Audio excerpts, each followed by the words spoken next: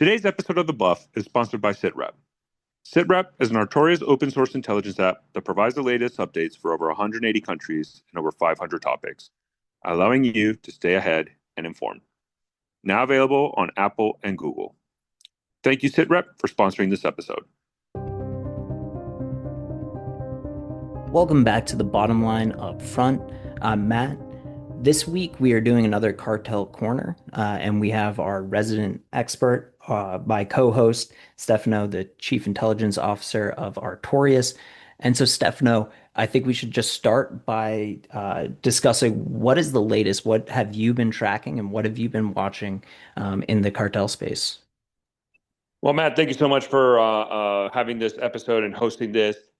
Yeah, I mean, I think one of the key aspects that we've seen, and it's really, we're going to have to zoom out a little bit and look at since 2026, specifically, the start of February of 2026, right before the United States it initiated its military campaign against Iran. And I think a lot of our viewers and listeners would be familiar with the killing of the Jalisco New Generation commander and overall leader, El Mencho, right? Nemesis Cervantes. Like the death of El Mencho was a major earth-shattering development in the cartel landscape inside of Mexico.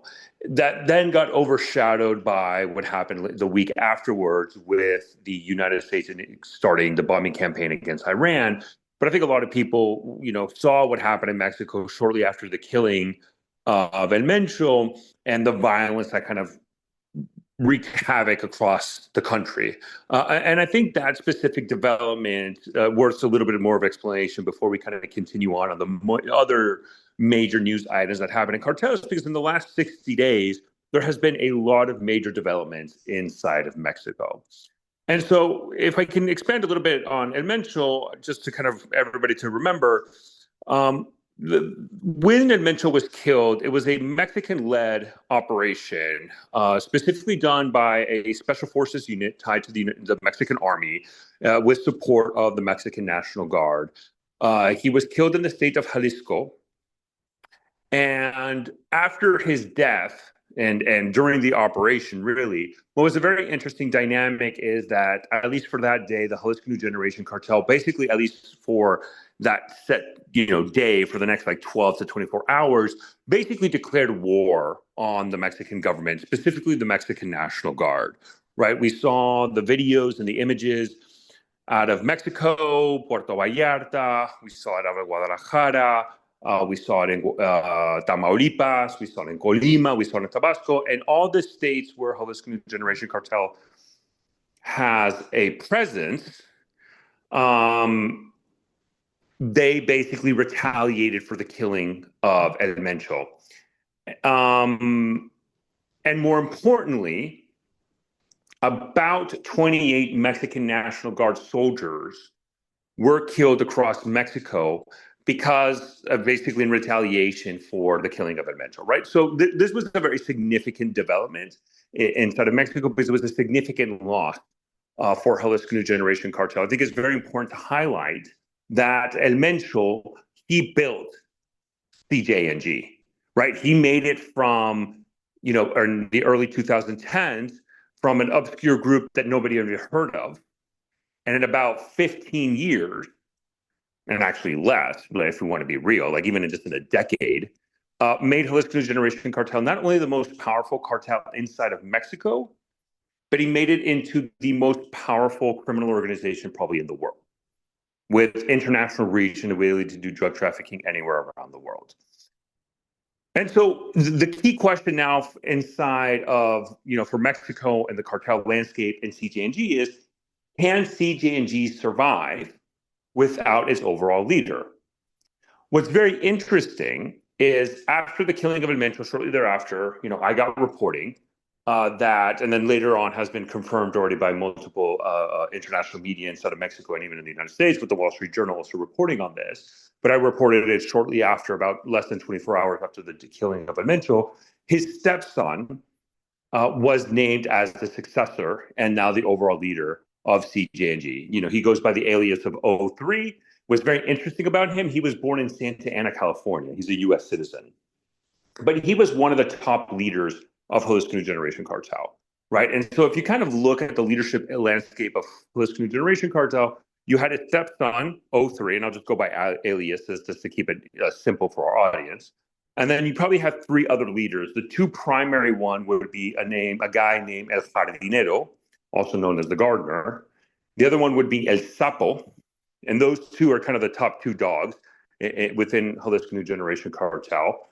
And then, the last one, who kind of the fourth one, who is clearly not at the same level, but very, very powerful, is a guy named as Doble R, or the double R, right? So those were kind of the three key commanders under Jalisco New Generation Cartel with O3. O3 has been appointed as the successor of El Mencho. He has taken command. It does look like Jalisco New Generation Cartel, since the killing of El Mencho, has acknowledged that he's the overall leader. But I've actually seen video statements and narco messages released from CJNG highlighting their loyalty to O3 now that El Mencho has been killed. And that does show that, at least within the construct of Jalisco New Generation Cartel, there's continuity, right? That they're not going to have a fracture. They're not going to go into civil war. At least from a grand landscape perspective, they have a unitary force and command, and they're still being able to operate. What was interesting, though, in 60 days, which is kind of unheard of if you're looking at Jalisco New Generation Cartel, a second key figure of CJNG was captured, and this actually happened recently, last week. And as I said, one of the key leaders that I identified within Jalisco New Generation Cartel, who could have been identified as the leader of CJNG after 03, the guy I mentioned was El Jardinero. He was recently captured by Mexican Special Forces as well. They recently captured him. And what was very interesting about his capture is that, unlike the killing of El Mencho, it was pretty surprising that we didn't see the violence and the narco blockades after the capture of Jardinero. And I think that has to do more with the ability of the Mexican government of launching a surprise attack against El Jardinero, and then their ability to capture it, and also within an understanding of Jalisco New Generation Cartel, that it's not that easy for them to repeat the level of violence that they did with the killing of Mencho, and that it didn't really serve any purposes if they were going to do a narco blockade or violence, because El Jardinero was already captured. It was a very quick operation that happened, and they got him. And so within the construct of Jalisco New Generation Cartel, I mean, the killing of El Mencho and the capture of Jardinero, two top commanders, obviously the overall leader and a key commander within Jalisco New Generation Cartel, is a devastating blow for CJNG, but clearly they're still being able to operate. It's been very clear that one of the replacement for Jardinero is somebody who is up and coming within the ranks of his organization, of his specific faction of CJNG. It's a guy named Serio. He has been growing in power. He was kind of being groomed and mentored by Jardinero, and clearly he was up and coming and rising through the ranks as what started out as a local commander to now a regional commander. And really, in many aspects, you can even make the assumption or the argument that he was Jardinero's right-hand man, because his specific faction, the Serios, under Jardinero, were operating at least two key states, Guerrero y Morelos, right? He's basically, the reporting that I'm getting from my sources is that he's now taken overall command of the Jardinero's faction, clearly indicating that within CJNG, the loss of leaders is not necessarily a deathbed of CJNG, and they're able to continue to operate. Because again, these are the guys that not only, we know you highlight a lot about their drug trafficking and and how much they push drugs into the United States, and they connect it with South America, et cetera. But these are the guys that control the guns. These are the guys that control the factions that then hold the territory with CJNG. And that's why there's the concern, if you capture these leaders, you might see infighting, tensions, et cetera. That necessarily has not happened yet. El Jardinero is very important to note that I remember like 2 years ago, he was rising within, or even longer than that, like years ago, he was rising within the ranks of CJNG. And, what was very interesting about Jardinero was, could he be viewed as somebody who could challenge even El Mencho when El Mencho was alive, because of the power he was gaining in the areas he was operating at? It was very interesting. El Jardinero was almost at this area that he was a spoiler. He could be viewed as a spoiler of CJNG. And if there was going to be a significant fracture of CJNG, similar to what we saw in the Sinaloa cartel and the Sinaloa cartel civil war, if there was one man who can do it, it would be El Jardinero. And that El Jardinero had the power to challenge outside of '03, who's his Mencho stepson, the other key leader there, who was probably the third more important, more powerful man in CJNG, was El Sapo. In English, it's called the Fraud. And so it was almost like this competition between El Jardinero and El Sapo, right? And Jardinero could even challenge '03. That was a very interesting dynamic. And again, if somebody could break CJNG, it would be him, because if he were to break off, that would be a serious problem for CJNG and a significant civil war. And you would see a huge drop in power and influence within CJNG. It was very interesting that even he agreed that '03 should be the new leader of CJNG. And now he's been captured, and it looks like his key lieutenant has said he's taken over. So within CJNG, you've seen significant amount of leaders, key figures, either being killed or captured, right? But they're still able to operate. El Jardinero is also a key figure that has been really maintaining, and for our viewers who recall previous Cartel Corner episodes, we talked about the Sinaloa cartel civil war. El Jardinero was a key figure that maintained that alliance with Los Chapitos, one of the factions of the Sinaloa cartel who are led by the sons of El Chapo. El Jardinero was the key man who did that negotiations and managed that alliance, and a lot of his fighters are in Sinaloa fighting with Los Chapitos against the rivals of the Sinaloa cartel called Los Maitos Flacos, right? So, and even with the capture of El Jardinero, his fighters are still very active in Sinaloa. So we haven't even seen a degradation in combat power of the Jardineros in Sinaloa right now, currently at this moment, although it does look like Maito Flaco does have the upper hand. But I think that shows more a problem, not necessarily within CJNG fighters in Sinaloa. I think that's a separate conversation tied to the weakening of Los Chapitos and their continuing degradation as not only an effective fighting force, but even an effective cartel overall. So that's one key development that happened within Mexico and the cartels. The other one, we're not end with this, is the United States has taken, and specifically the Trump administration, a very drastic measure. And they have indicted a sitting governor, an active governor in Mexico, specifically the governor of Sinaloa, Governor Rocha, for having ties to Los Chapitos, who's, again, as I mentioned earlier, are the sons of El Chapo, who is currently in U.S. prisons. It's one of the factions of the Sinaloa cartel. It was led by 4 sons of El Chapo, the 4 brothers, Ivan Archibaldo, Jesus Alfredo, Ovidio Guzman, and Joaquin Guzman. Joaquin Guzman and Ovidio Guzman are currently in U.S. custody, in U.S. prison, leaving the only 2 brothers left being Jesus Alfredo and Ivan Archibaldo. Jesus Alfredo is, I'm going to just say it point blank, he's a nobody within the construct right now of Los Chapitos. He doesn't have the power and influence that the other siblings had, and he's not and within the command architecture, the command infrastructure of Chapitos, somebody that should be viewed seriously. His power is just from his name, but that's basically it. I mean, the true power of the Chapitos is Ivan Archibaldo. And Governor Rocha was indicted because for his support to Los Chapitos. But what was very interesting in the indictment, I mean, that was the key figure, obviously a sitting governor, but there was 9 other either current or former government or local officials in Sinaloa who were indicted as well for supporting Los Chapitos. The mayor of Culiacan, the capital of Sinaloa, was indicted. A lot of former state police commanders were indicted, and some of them within the Attorney General's office as well. And to be frank, I mean, I know this kind of shattered a lot of news, was very breaking news, a huge development. Maybe a lot of people were shocking, but for a lot of cartel observers, I mean, this was known. I mean, the governor of Sinaloa and the Sinaloa state and the security forces within Sinaloa were known to back Los Chapitos. I mean, this was just known. Even during the Sinaloa cartel civil war, like, it was very much known that that the governor of Sinaloa was supporting Los Chapitos. So this indictment by the Trump administration was a very powerful message sent to the Mexican political leadership. The governor, Rocha, resigned from his position to, he says, quote, fight these claims.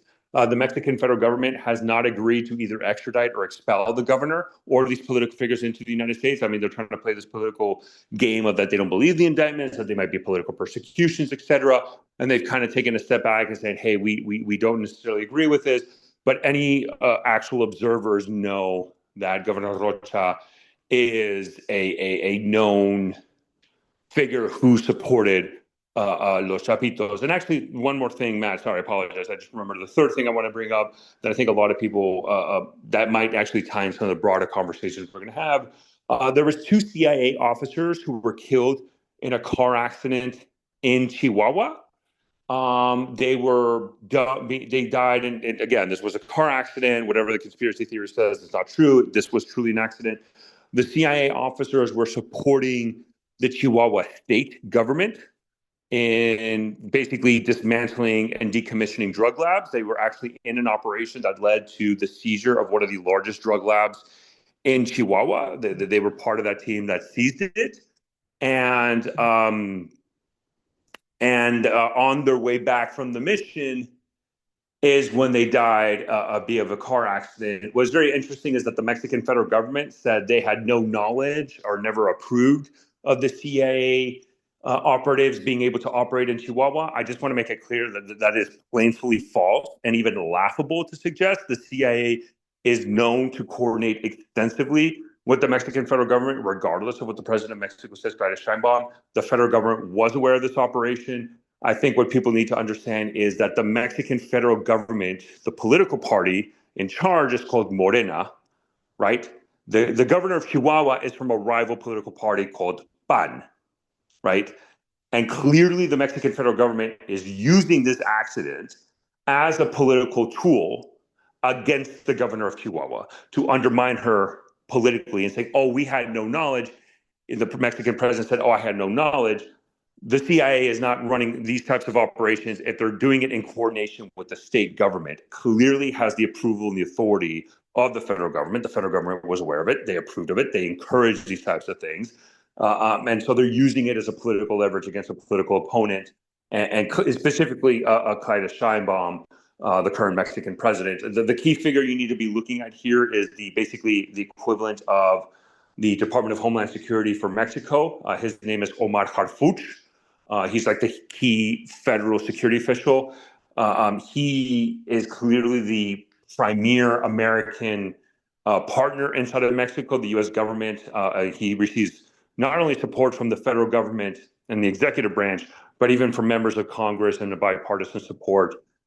His manner and tone of the CIA death has been much more measured compared to the president, who clearly the president just want to use this as a political tool. But as this kind of broad overview that I said, Matt, I mean, within the last 60 days since February, actually longer, we've seen major news in Mexico and the cartel landscape that warrants, I think, this episode that we're doing right now.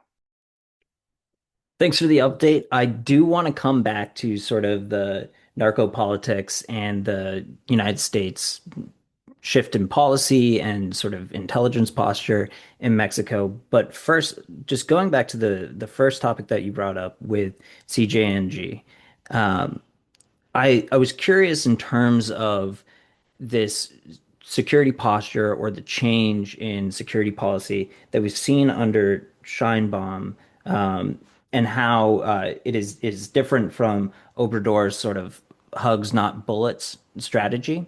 So I was hoping maybe you could expand on this sort of change in Mexico's calculus, and what is driving them to take this more aggressive approach, like what we saw in Puerto Vallarta, and then maybe some of the second order effects that you would be watching. Like, is there a risk of, as these cartels are weakened, that we start to see potentially splintering within them, or like smaller groups emerging? Do you think that, the underlying criminal economy is going to disappear? What are the risks to this calculus in terms of, potential spike in violence or a slow burn, more systematic retaliation from these groups? Well, I think the hugs, not bullets. I think that ideology and that security strategy within the previous Mexican president, Andres Manuel Lopez Obrador, or AMLO, even Andres Manuel Lopez Obrador dropped that during his administration, right? He started with hugs, not bullets. That was very famous of him. You can make the argument that started like in the first half of his administration, but towards the second half of the administration, especially towards his last year in office, He completely dropped the hugs, not bullets. And if anything, he became almost the most militarized Mexican president in Mexican history. I mean, he vastly empowered the Mexican military. And I think it's not necessarily that shocking because AMLO inherently is two things: a populist and a nationalist. A lot of people call him left leaning, and you can look at his social programs and his economic policies, and you can see this left leaning tilt. But make no mistake, he was an absolute nationalist and a populist, and in a lot of aspects had also right leaning tendency as well, specifically how he viewed the Mexican military as a symbol of Mexican pride and how he believed that they were the key tool to combat corruption and cartels. And so towards the end of his administration, you can make the argument that he kind of dropped the hugs, not bullets. But regardless, I mean, even Andres Manuel López Obrador had limits to who he was willing to go after, right? And Mencho was viewed as this guy that was untouchable. And I never would have suspected that in 2026, and Mencho would have been killed by the Mexican military, right? That was a huge, shocking development. And so that opens the question, okay, why? Why did Mexico do this? And I mean, I did a lot of interviews, both on national TV, local TV, radio stations, podcasts, etc. And originally, one of my beliefs was, especially in the immediate aftermath of why he was killed, was this idea that maybe the Mexican government did this because they were very concerned about the United States doing a Maduro raid inside of Mexico, right? They saw the operation in Venezuela against Nicolas Maduro, and they were seeing, because again, remember, when they killed El Mencho, it was prior to the buildup, prior to the war in Iran, but there was there was the buildup for Iran. And so the Mexican government said, okay, clearly the United States and President Trump specifically have the political desire and the political appetite and the national security prerogative to use kinetic action against Mexican cartels unilaterally, as we saw with Maduro, and how the Maduro raid was heavily lenient and justified from a counter narcotics perspective. And clearly, I think the Mexican government was very, very, very concerned about that. And so the argument was, did they go after El Mencho because he was the most wanted guy that then would buy them political leniencies to show to the United States you don't need to do this unilaterally, that we're willing to take the violence. And it's, the argument is that Mexico would rather deal with the violence and the after effects of killing El Mencho rather than the United States conducting unilateral military operations inside of Mexico, right? So that was one of the thought process. And by killing El Mencho, then the argument was, well, it bought them time and, let's say, political points positively with the Trump administration to say, okay, we don't need to do unilateral operations in Mexico. And because after the killing of Mencho, that was really the message that Mexico pushed. It's like the United States provided intelligence support, but it was an operation led by us and done solely by us, right? The United States was just, here's intel, and that's it. There was no boots on the ground in that operation against Mencho. But there was a very interesting article by Reforma, which is a major publication inside of Mexico, that based on their reporting, which makes a lot of sense to me, was the idea that even the Mexican president, Claudia Sheinbaum, was not aware of the operation to kill or capture Mencho until it was already underway.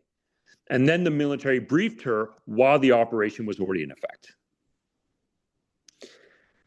And to be honest, Matt, I actually believe that's the case. And this is where it goes back to this idea of Omar Harfuch, right, the head of security, who's a very powerful and influential figure within the Mexican government right now and within the political party that Claudia Sheinbaum belongs to, which is Morena, right? It's very likely the next Mexican president is going to be Omar Harfuch.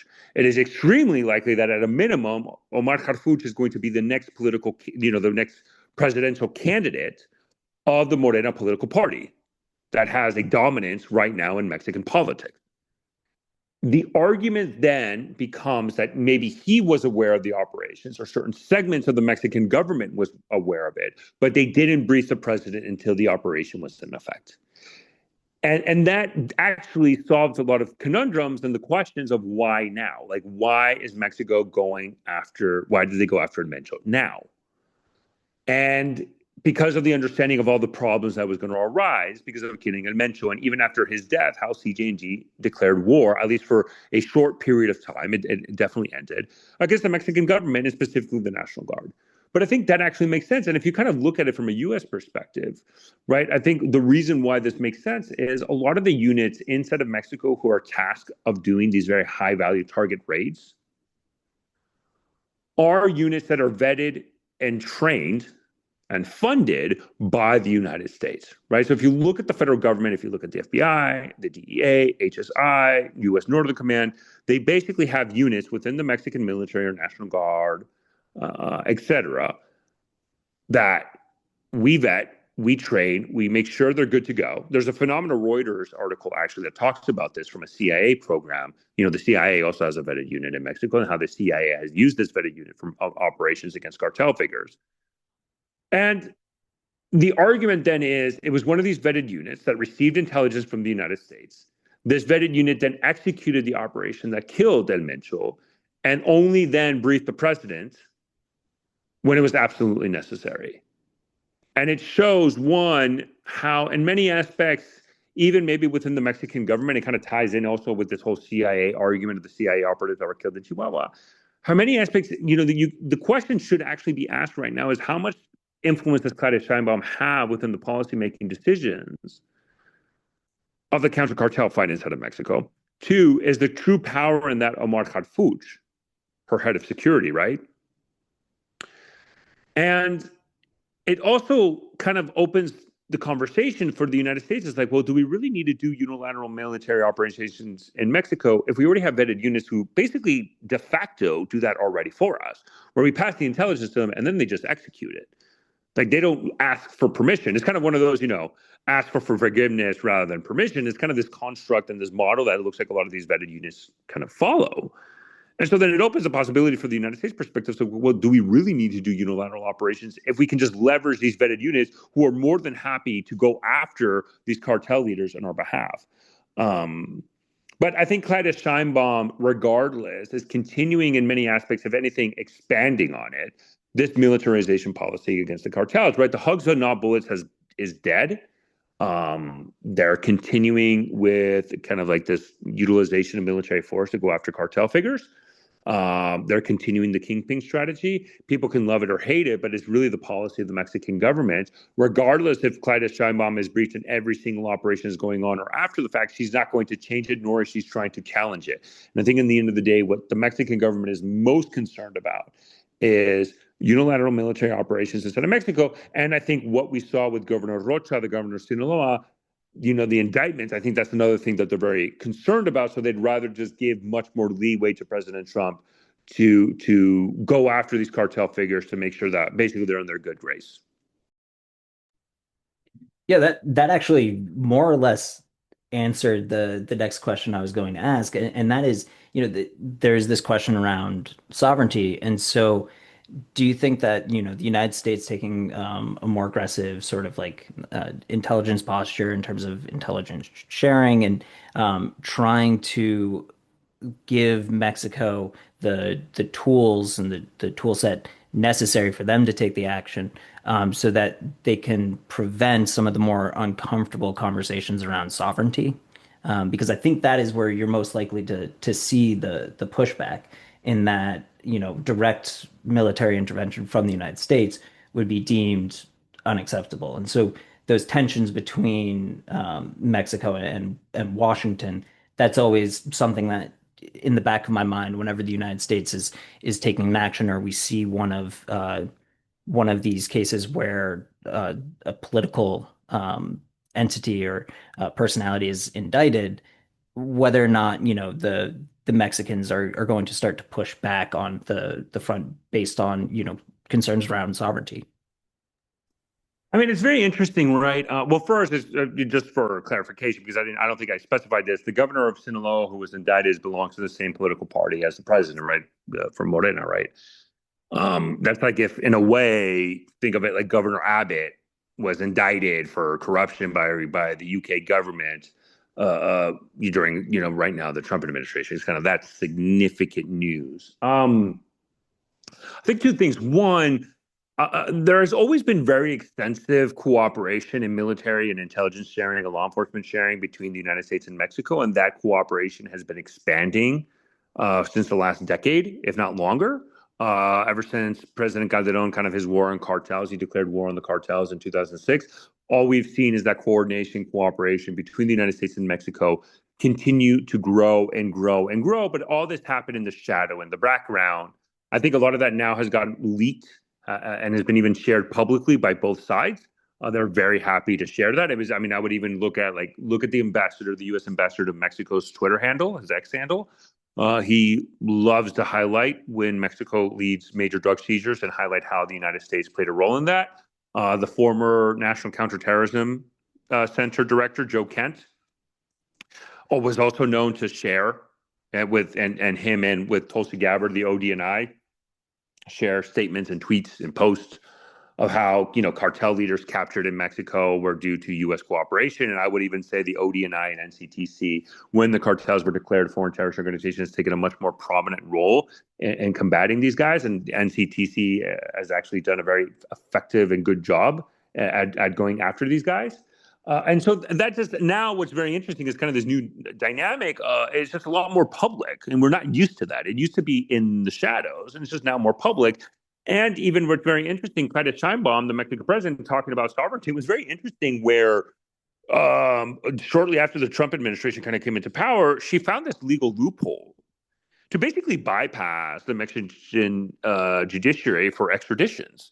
Right, because just like in any extradition request, a lot of times you can appeal and challenge the extradition, and you go through this very lengthy court process, and that's what cartel leaders would do, and they would stay in Mexico or even escape while their case was being appealed and dragged out in court. And how she managed to kind of find this loophole within her administration was, well, we're not going to extradite you, we're expelling you, so we don't have to go through the Mexican court system. She did that. That was her policy. Very ineffective policy. So a lot of these cartel leaders who get captured in very short order get expelled over to the United States, and they don't have the benefit of the Mexican judiciary to delay their deportation into the United States. Because I would say one thing: there's one thing that cartel leaders hate more than being captured by Mexico is being extradited to the United States. Because at that point, they might as well be dead. Because at least in a Mexican prison, they can have some influence and power. Right? Yeah, you're not tunneling out of ADX. Exactly. Right. I mean, that's the thing. They hate Mexican prisons. So that was something that Carter Steinbaum very smartly was, expelling. And that was a way, again, to please the Trump administration and President Trump specifically. And I think, again, I think what we're seeing within the construct of the Mexican government is doing as much as possible to prevent unilateral military operations and the violation of sovereignty. But again, do not discount this idea of vetted units. That in many aspects, right, if they're able to execute these operations, there's really no necessity for the United States to do it. And I would not, you might have problems with the Mexican president, Clyde Sheinbaum, who I've really not heard much problems. I mean, there's frustrations. Let me make this clear. There's frustrations. There's always going to be frustrations from a U.S. perspective in dealing with the Mexican government. But challenging, unlike Clyde Sheinbaum, you can see how in certain areas she will challenge the Trump administration. She would challenge the United States. The one key political figure who doesn't necessarily challenge this in many ways, or a lot less than the president, is Omar Harfuch. And again, this is going to be a name that I think a lot of Americans are going to hear in the not so distant future, because he's very likely going to be the next Mexican president. And I am pretty confident saying there's a lot of people within the United States, in both parties, both Republicans and Democrats, who would love for an Omar Harfuch Mexican presidency because of how reliable he has been in counting Mexican cartels, and how he's been very pro-U.S. cooperation, and how he's been very effective communicator. He actually recently had an interview on Newsmax, right? Clearly, he went on Newsmax because he had one person he wanted to talk to, President Trump and the conservative movement, right? And Omar Harfuch is very astute in doing that. I know of other high-profile U.S. Journalists and news organizations who are fighting tooth and nail to get an interview with Omar Harfuch. I won't share that here, obviously, but just know he's a very high-demand figure right now for these interviews with U.S. media. And it's interesting that the problem isn't from the U.S. perspective, as Claudia Steinbaum, who's even her team in many aspects say, well, wait a minute. We have a president. You can't interview Omar Harfuch. You have to interview, let's say, the Mexican president.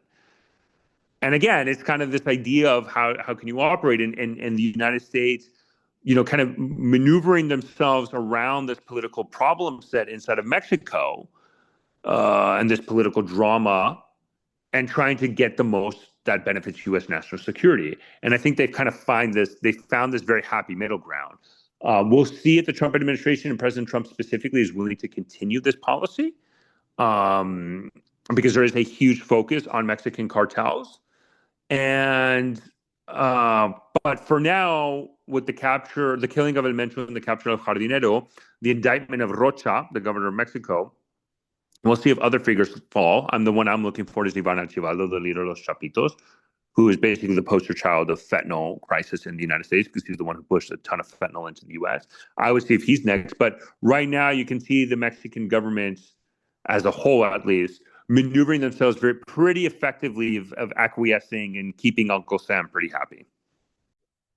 So when you're talking about NCTC and we talk about this framing of some of these groups as terrorist organizations, there's always like a lot of debate around the exact definition of terrorism. But what I was sort of curious about, and I would think that this is pretty low probability, but is there concern when looking at groups like CJNG, as the pressure increases, that we might see sort of like a criminal insurgent hybrid develop, like maybe not in the near term, but is that something that people should be watching? Because when I first saw the videos of them coming on the scene with, the military grade equipment, that was kind of the first place my head went. Like, could we see them looking to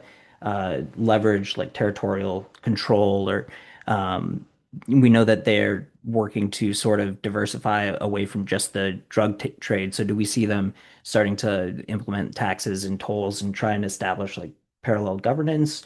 Or is that not something that is really on your radar? I mean, they've already established in many aspects parallel governments, extortion and tolls as a common feature that cartels use. And by the way, not even cartels, just even local government officials, right, and state government officials, and even federal government officials do, right? I mean, corruption within the government is a huge problem, and cartels kind of follow the same suit, right? So that's already happening. We did see with the killing of Mencho how the territorial control aspect that these Mexican cartels have, and because they're militarized force, really enabled to do a lot of these retaliation. But again, it was a very short order because they even understand we can't do this long term. That's not how we operate. We're not here to overthrow the Mexican government. Right? I think that's kind of the main difference between a political insurgency and, let's say, a narco insurgency, right? Is that the cartels aren't going to overthrow the government. They're not going to instigate a coup, or like, we were doing episodes with Mali. It's kind of very ironic that even in many aspects, like how, we were talking about how JNM is like, well, they don't necessarily want to become the Mali. They don't want to become the Mali government. It's not their goal. And it's the same with the cartels. They don't want to be the government. They have parallel governments. They have parallel government infrastructure, but they're very dependent on the Mexican government for even their day-to-day operations. And they either do that from corruption or other means, right? Even the Mexican judiciary, they'll leverage for their own benefits, right? And so that enters a very interesting dynamic. But we did see how they leveraged their territorial control to instigate that retaliation against Mencho, but it was only for about 24 to 48 hours. And then they had to go back to business as usual.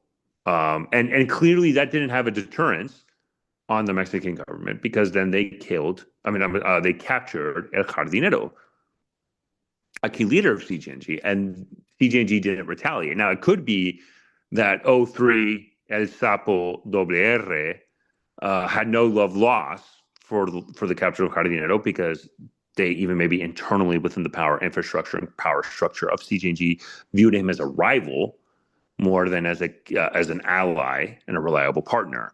But that's a separate conversation and more open to speculation, right? We don't have any really definitive proof. But again, we do know that they captured Jardinero, so the last violence when they killed Mencho didn't have an effect, and they didn't respond to that in the same manner when you would expect they would respond in some way against it, specifically in the areas where Jardinero has control, which is Nayarit and Jalisco, and even areas of Sinaloa. So, this aspect of narco-insurgency and their declaration of foreign terrorist organizations, right? I mean, a lot of this is just semantic and political language. I would not discount the belief inside of Mexico, and broadly speaking, in South America as a whole, of how a lot of these gangs are viewed as terrorist organizations by the populace. That then, if you do not treat them as such in many aspects, how that then incentivizes and divides authoritarian governments and natures of themselves to kind of tackle these groups with an iron fist approach. Clearly, the Trump administration is following that model. They want a militarized approach against Mexican cartels and against crime as a whole. I mean, we can have a whole debate about the effectiveness of that. And to what you were highlighting, this concern of violence inside of Mexico. One of the ways, though, what I would say, though, Matt, and I think people need to understand this, is a lot of times I've talked to a lot of academics about this, and this kind of a think tank world. I was actually Newsline Institute had a launching of a new program that really specifically focused on organized crime and Mexican cartel, but organized crimes as a whole. And one of the things I mentioned there is because I would hear these academics say, well, if the U.S. government goes after cartel figures, it causes fractures, and fractures then causes violence inside of Mexico. And my response to them is, right, but the U.S. government doesn't care if violence goes up in Mexico. They really don't care. The only way that they might care about that is this idea of maybe if it causes refugees to come into the United States, then it becomes a migration issue in the southern border. But outside of that, that is not an impediment of U.S. policy and narcotics and counter-cartel policies specifically related to Mexico. And that's not only the Trump administration. I mean, that's the Biden administration and all previous administrations. The United States does not view violence inside of Mexico as a constraint or as a problem that they need to solve. The problem that the United States needs to solve is preventing these drugs from reaching the United States and preventing cartels from using their financial gains to corrupt financial institutions in the Western Hemisphere. That's it. The violence is just a byproduct because, and the argument to that is also saying the Mexican government doesn't necessarily care about the violence as well. We see the Mexican government right now fudge the numbers to show that violence is going down in Mexico and that homicide and violent crime is going down in Mexico, which is a fundamental lie. It is the manipulation of data at its finest. I mean, it is like Stalin-esque level of data manipulation. That is what the current Mexican government is doing right now, to highlight that violence is going down, even though it's plainly false. But if the Mexican government is not constrained by violence, and even though that is their main concern, the United States will not care about that. And I think we need to understand that in the American government, I think there's an academic liberalism, almost as if humanitarian-esque, pervasive dominant thought in U.S. foreign policy of human rights, of democratic liberalization, of peace, stability, as a founding principle of American foreign policy. Not only just in counter-cartel, but as a whole. And that ship has sailed long ago and actually, let me rephrase that, has never been true ever, especially inside of Mexico. And so when people come to me and say, well, the United States is not going to support this measure because it's going to incentivize violence inside of Mexico, That is not a constraint, ladies and gentlemen. It has never been a constraint, and it will never be a constraint. So we need to find other ways of having this conversation, acknowledging this complete disregard that the United States has. Because to be frank, again, I'll end with this point: the Mexican government, in many aspects, is fudging the numbers rather than really addressing violence inside of Mexico. I mean, I understand what you're saying.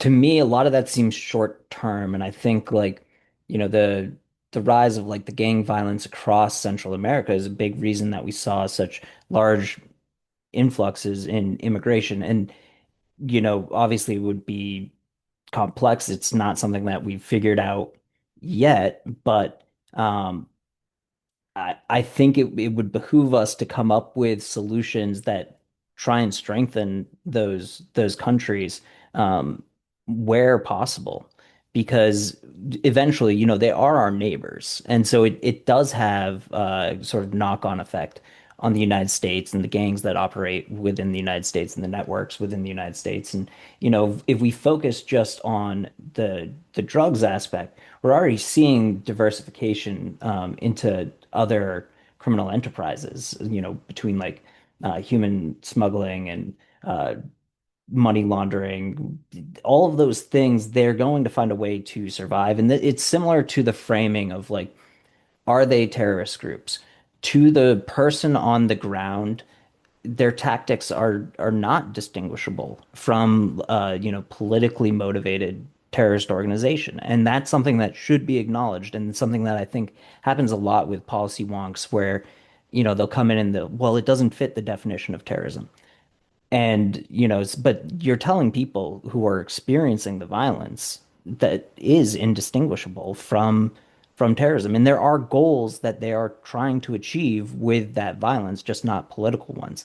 Where I think it becomes important to suss out the difference in that definition is more on the policy side. Like if you really want to affect change, you need to understand what is driving the organizations and how to combat that effectively. Because without the US market, we could figure out some of our internal policies that might, quell the demand for some of these things, then maybe, we could undermine the cartels. I don't have any Actually, answers for any of this. but here's the absolute irony of the situation, right?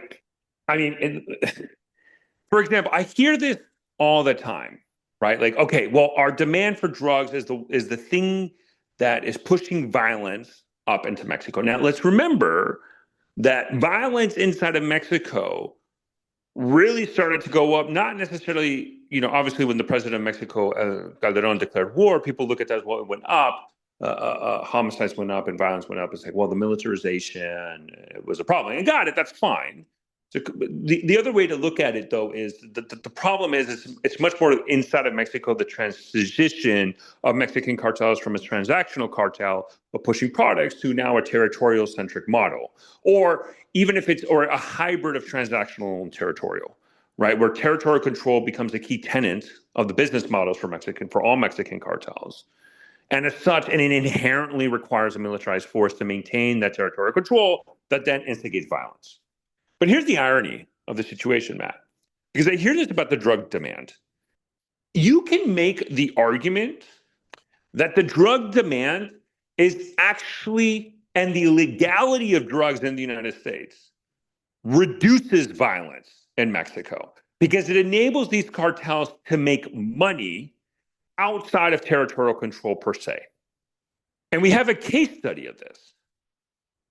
And it's illegal or human smuggling. During the Biden administration, when human smuggling skyrocketed and people came across the border, dozens of groups started to form inside of Mexico to push migrants into the United States.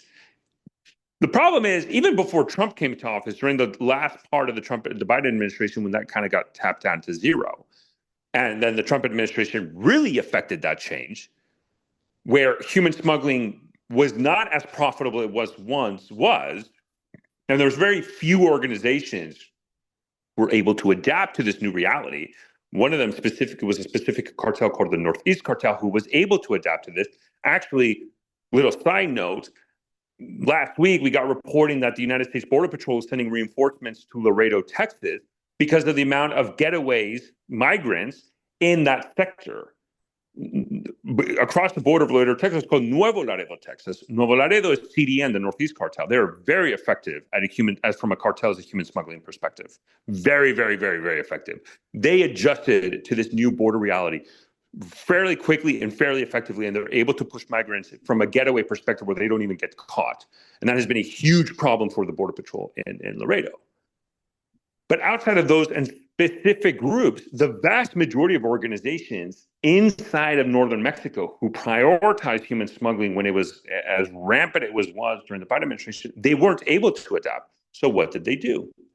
They transitioned their business model to kidnapping and extortions in northern Mexico. And we actually saw is that kidnapping and extortion skyrocketed in northern Mexico as the border, as you can actually probably have a graph and show how the reports of kidnappings and extortion, crime of that magnitude, and homicide, violent homicide, went up in northern Mexico as the amount of border crossings went down because they lost revenue. So now, if that's the data point that we have, if the question then becomes demand in the United States, and the argument is, well, we need to fix our demand because that would weaken the cartel financially. Cool. That's a great goal. I'm all for it. But then you have to deal with the consequences of a weakened financial cartel who then would prioritize even more so territorial control, would triple down on territorial control, and would increase violence as a result, as we saw with human smuggling. And the end of the day, the end goal of this argument that, or your point is, how do we reduce the financial means that these cartels have?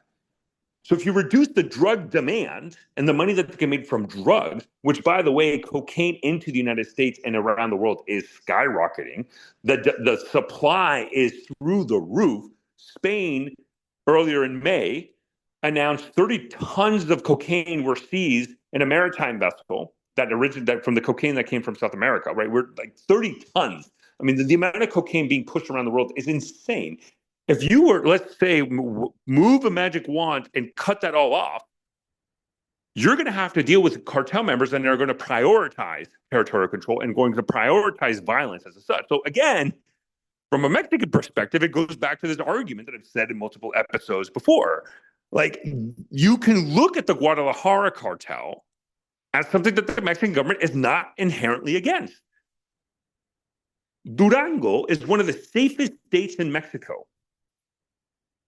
Durango is controlled by one cartel, and it's an extremely powerful cartel. It's called Los Cabreras, who are part of Los Mallito Flacos. They have a dominance in Durango, but because they're the only cartel that controls it, violence is significantly lower. What do we know Durango for? They major production and distribution of methamphetamines to the United States.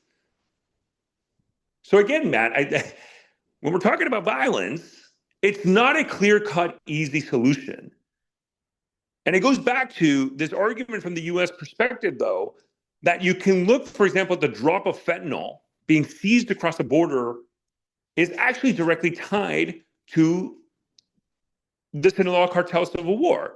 And as such, violence is not necessarily a problem for the U.S. perspective because we don't want to see Americans being killed as a result of drug overdose. So it's a very long-winded answer to just say we have to be very careful what we wish for.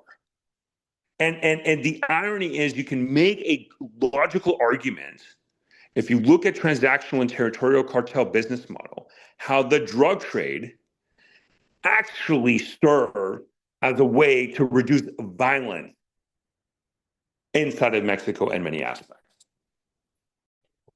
So it's good that you mentioned the seizure of the 30 tons by Spanish authorities off, I think it was the Canary Islands, because that actually was going to lead into my next question, which again has to do with the markets and demand for this. So, the framing that we're most likely to hear from the authorities that were involved in this is that this is a major interdiction win. But if you read between the lines there, I think the way I would see this is that there is a lot of confidence among the cartels that there is sufficient demand for large shipments that size, and that the network resilience exists in Europe. I assume through ties with organized crime on the European continent. So how do you read that when you hear about a seizure of that size? Do you first go to, oh, this is excellent multi-country cooperation and intelligence sharing, or do you see it more as sort of like a warning that, if that is one of the interdictions, then they're turning towards that market at scale? I mean, I think it's both. It's both. Um, I mean, obviously, the amount of cocaine that's being pushed internationally, I think, is a pretty damning statement of President Petro, the president of Colombia. Let's be absolutely real. The vast majority of cocaine produced and distributed comes from Colombia. Not the only one, but it is definitely the capital and the main center, right? So, I mean, it's a pretty damning statement of Colombian President Petro. Um, but it does show a significant amount of increase in level of international cooperation. But look, we've seen insane amount of seizures, not only in Europe, but even the United States. I mean, the price of cocaine in the United States is actually going down. And, the demand is always going to be there. It's just a fact of the reality. It's just something that we're going to have to live with. So the question then becomes, even with all the strikes that are going on from the South Comic Center, it's not having an impact from the cocaine trend. It's really not going to, because the amount of cocaine that's being pushed is astronomical. And if anything, by doing these strikes, you're just incentivizing drug cartels from pushing their trafficking rather from small vessels into larger container ships or maritime vessels who would inherently not be targeted by U.S. strikes, right? And there is resiliency, but it's just a fact of life. I mean, it's just something that we're just going to have to accept as a reality in our modern society. Just know it's like making arguments that we're going to get rid of all white collar crime, or we're going to get rid of all gang level crimes or violence. This is not a reality that exists, and we're just going to have to deal with it. I mean, the question then becomes, how can it be much more manageable, right? And can we weaken these institutions and these organizations where it's not as profitable or beholden, because not only just the drug trade is a problem, it's the second and third order effects such as corruption, right? I mean, look, there has been very major success stories. We saw the capture of a major cartel figure from Ireland. I mean, this was a well-known figure involved in European drug trafficking. He was captured in Dubai. I mean, that's a significant win for European law enforcement. Obviously, we can look at, if you're going to look at Europe, the Italian mafia, and the Jardinero and Italy is a key component of this as well, who receives a lot of their shipments actually from CJNG in South America up to Europe. But in the end of the day, it's just a reality that we have to deal with. And obviously, I think the reason also, not only we can put all the blame and government on President Petro, I think another reason why is that a lot of the cartels, because of the fentanyl crisis, became very wary of methamphetamine as a whole, even though we are seeing still methamphetamines being produced a lot in large quantity and distributed. And if anything, the production of one of the models we're seeing is that instead of manufacturing meth, let's say in Mexico or South America, and then using smuggling up to either Europe or the United States, one of the things that we're actually seeing is the establishment of a lot of these drug labs in the countries where the consumers already are. And so you're basically bypassing and eliminating the smuggling requirements, right? So in the meth aspect, but I do believe the fentanyl crisis has refocused and prioritized cartels on cocaine. You can also make the argument that the legalization of marijuana inside of the United States served in a very weird way. The group, it didn't eliminate the illegal market, and if anything, the illegal market of marijuana from being smuggled from Mexico into the United States, what we saw is it just happened in the U.S., right? and how inside the United States, marijuana is actually really much controlled by the Chinese triads, right? Chinese organized crime has a very strong hold on the illegal marijuana production, distribution, and manufacturing inside the United States, right? And from an illicit network. And illegal marijuana production inside the US skyrocketed after the legalization in many states. But what was very interesting is that it was the Chinese triads who were the ones who were able to seize that market opportunity, which indicates that how cartels operate in the United States is not as many people would think of, like these gunmen, Sicario, Hollywood, Netflix types, right? It's more your something I've argued, like your import export business, your lawyers, et cetera, right? That financial aspect. And so when marijuana became legal in the United States, it's pretty indicative that the cartels weren't the ones who were able to seize that opportunity.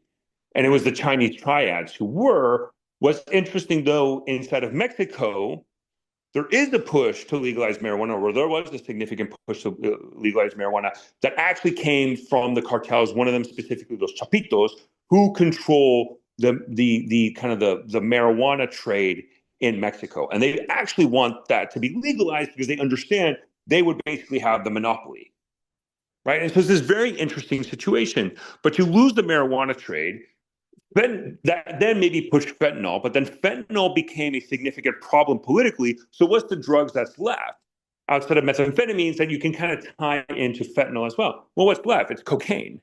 And if you have President Petro, who is very cautious of eradication, well, Matt, that kind of explains why at least the production of cocaine skyrocketed, and you have all these networks and institutions and gangs and cartels that exist from your, as you said perfectly, that resiliency. Well, it's just a free-for-all market where cocaine is now being pushed ridiculous. But this is something we've seen not only in 2026, but we saw in 2025 and in 2024. I think the first true indications that cocaine was being, from a production police, exploding came in 2024.